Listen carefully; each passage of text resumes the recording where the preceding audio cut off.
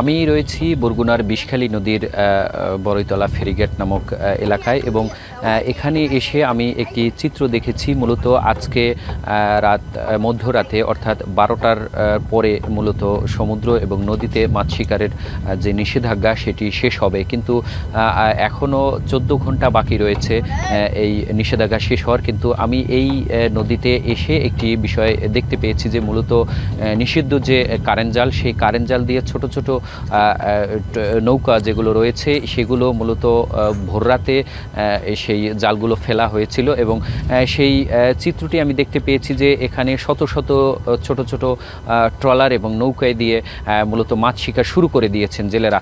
এর আগে মূলত জেলেরা অভিযোগ করেছিলেন যে ভারতীয় ট্রলিং জাহাজ বাংলাদেশি জলসীমায় ঢুকে তারা মাছ শিকার করেছেন, কিন্তু আজকে এই মুহূর্তে এসে আমি দেখতে পেয়েছি যে এই বাংলাদেশি জেলেরাই মূলত এখন নিষিদ্ধ যে কারেন্ট জাল সেটি দিয়ে ইলিশ শিকারে মেতে উঠেছেন।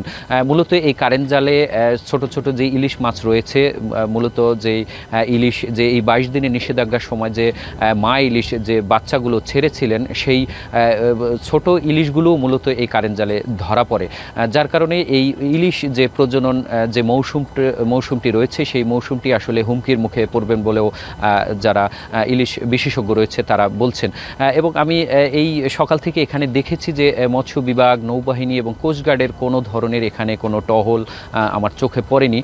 তবে জেলেরা বলছেন যে তারা অবরোধ ভালোভাবে তারা মানছেন এবং সমুদ্রে যাননি, কিন্তু বড় ট্রলারগুলো সমুদ্রে না নামলেও ছোট ছোট যে নৌকাগুলো রয়েছে তারা এই মাছ শিকারে মেতে উঠেছেন। তো এই ছিল আমার কাছে বিষখালী নদী থেকে ইলিশ শিকারের সবশেষ।